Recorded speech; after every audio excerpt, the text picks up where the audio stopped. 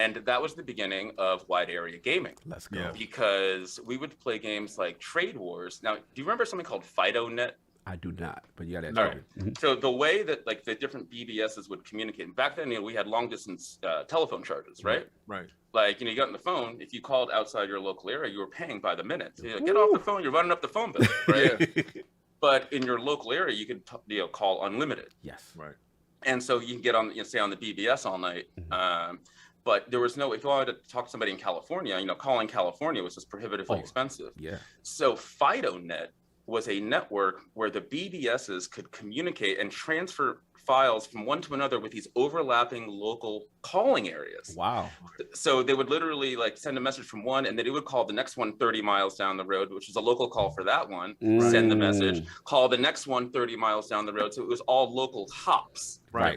So no one was running up long distance. Nobody's doing a long distance. Yeah. It's called store and forward networking. Okay. So it wasn't real time, right? But you could send a message over FidoNet that might get across the country in a day or two. And so within the games, it would pass it. Yeah. It's like hot potato. It's literally like hot potato. But the games, right now, you're playing games like Trade Wars, sort of like these science fiction Star Trek type exploration games where you get one move a day, right? And everyone would send in their moves, right? Because you're moving your flotillas and your spaceships around, and then the next day you check in and it would have synced up. Gotcha. Seth, let me tell you right now, that would kill this generation right now. Literally, the FOMO that they would have. Yeah, Attic would not survive. What's playing What's XCOM in this generation where he do his move and then he got to log in tomorrow to see the next move. Tune in next time. Attic would go crazy in that generation. That is incredible. Yeah, I mean, maybe I'll be more productive too. So, a whole lot to do, man. Maybe I get more stuff done. No, continue, son. Continue. No, but but at least there's real people, right? It's not real time, but now you're sort of part of something broader. Yes. And I never got into AOL or Genie because I was doing the BBS stuff. Right. And they'd have all kinds of different, shady software you could download and whatnot. But that was so that was important for me. Went to college in 1990. Okay. And that's where we discovered the internet, right?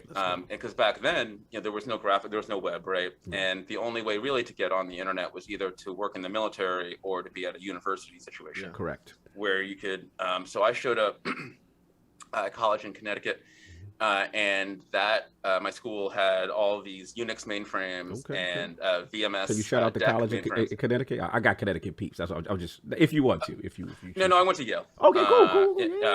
In New Haven. New Haven, yeah. But Unix hadn't even taken over yet. They still had DEC VMS mainframes as well, but Unix was clearly taken over.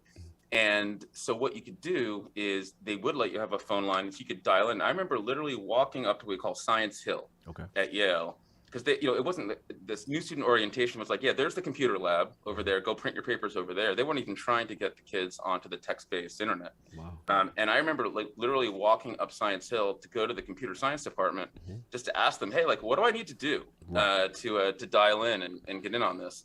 And they're like, why do you want to know? Boy, breaking protocol. And I was like, I don't know. I can't remember what I said. But all of a sudden now, and I had gotten on Mac at that point. I'd gone from Commodore to Mac, but I wasn't really running games on the machine. Now you're just dialing in, and it's all just telnet, text based. But all this stuff, discovering email. Usenet news groups, sort of the predecessor to Reddit or whatever you call it, sort of global news groups.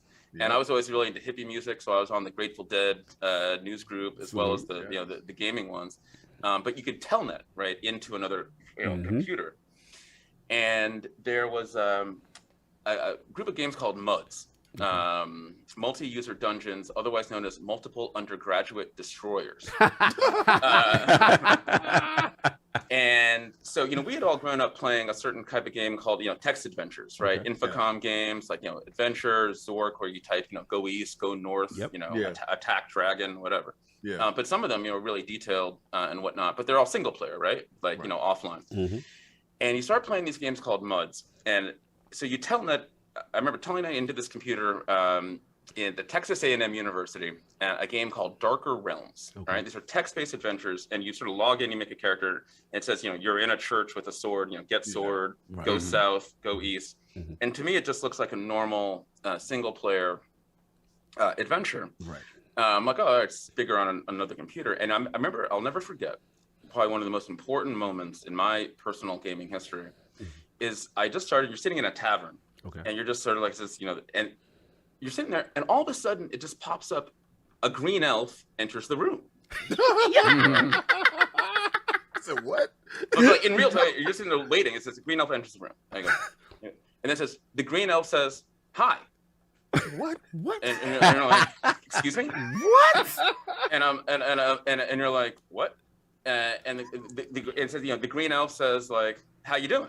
I'm like, this had to blow your mind at the time. Could you imagine you sitting in your tavern, you chilling, and the green elf walks in? You're like, what? Right, no, just a line of text, right? Yeah, it's a text. That's and I type and I say, hi. Yeah. And the green elf says, like, and of course, that's a real person. Yes. That was like mind blowing. Like there was a real person. It's like, hey, how you doing? Are you a new player? Like, yes, I'm a new player. Like, hey, do you want to go? Like, it's like, wait, like what? What? And they're like, and they say, all right, let's go kill, the orc down the road. I'm like, okay. It's like, he said, go east, and I'll be there. And then it says the green elf leaves the room through the east. Yo, king, this is crazy. And then you type go east, and the guy's still there. You're like, mind blowing. Totally mind blowing. Yes.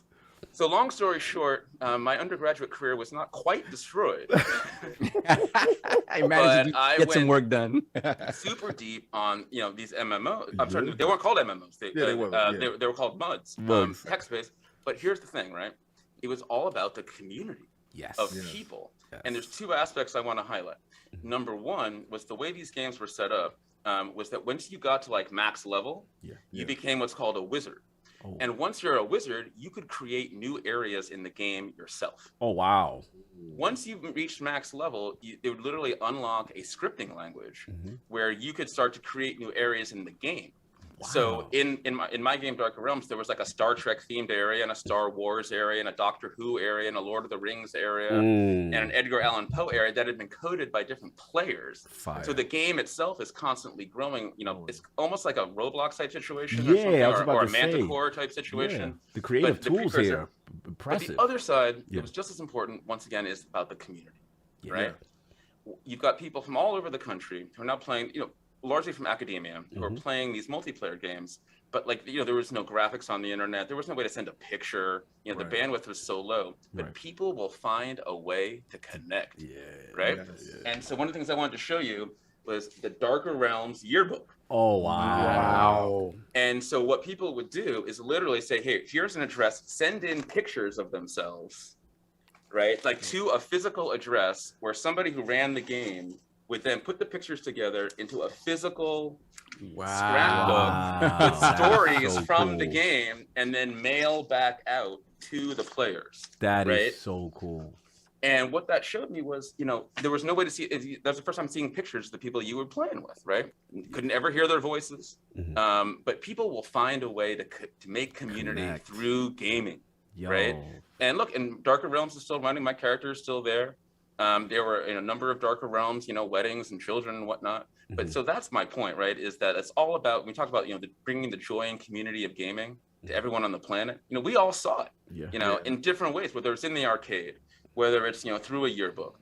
And so that was what really, showed me at first at that time, how important the community of gaming really is. That is powerful. You just blew my mind with that. Like I can't relate to that level because obviously you're there when this boom is happening, but it reminds me, and Sov may know this one. Remember the Grail Quest book, Sov? Oh, of course. Right, and it's like, it would kind of like choose your own adventure, but they were like, you create this world, and you turn, do this, you create your character, and it's go here, go east, go left. But it was in the structure of a book, right? Of a book and a tabletop game. And a tabletop game, but. Like what you're saying is to me that equivalent next level online text-based with a community.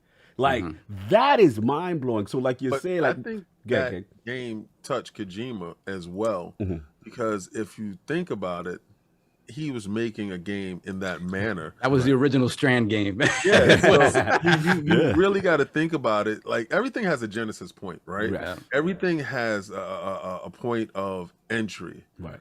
Your awareness for when that elf walked in was mind-blowing to that extent, right? Yeah. And I'm pretty sure that other people had that same experience. And then when you reach max level and you're making these worlds, you're not really crafting these worlds for you. You're giving a piece of yourself to the world, but you're crafting the world for the other player to walk into said world. Right. And that's the expansion. That's exactly what everyone is looking for in order to share a piece of their self online to everyone else. Right. And like you said, you had different era. Star Trek, I would have been in a Star Trek, like a Star Wars or Star Trek area, and I would have been over there all day long. But that's key, because individuals took the time out, made it to max level, it had the same experience that you did, and decided to make a world craft around that. That is so beautiful. So Seth, did you make any expansions to it, or that wasn't? I never got to that level. I mean, you really had to be a real programmer. So I was just, after the Led Zeppelin screensaver, that was it. Yeah, that was it. I was done. That was it. I did tell you that he didn't destroy his undergrad, so you had to destroy. But true. You would have been dropping out. Oh yeah, it's over. It's over. At that point, it's over for me. There's no more school. As a wizard, there's no more school. Mom, I'm a wizard. I don't have that diploma, but I have this yearbook. Though. I wasted a ton of money, but I'm a wizard. But I'm a wizard though. But the thing about it, Seth, is what is so amazing. To me, it's the precursor. Like the way you describe that is the way like Xbox Live going online for the first time was for someone like me, right? Where it's like, wait a minute, that's a real person. I'm interacting, right? So to me, it's like a touch point. And it's just so cool because, these are those inflection points in gaming where you're like, okay, something is changing dramatically in the scope. This is mind blowing. And I really want to salute you on that. That story was powerful.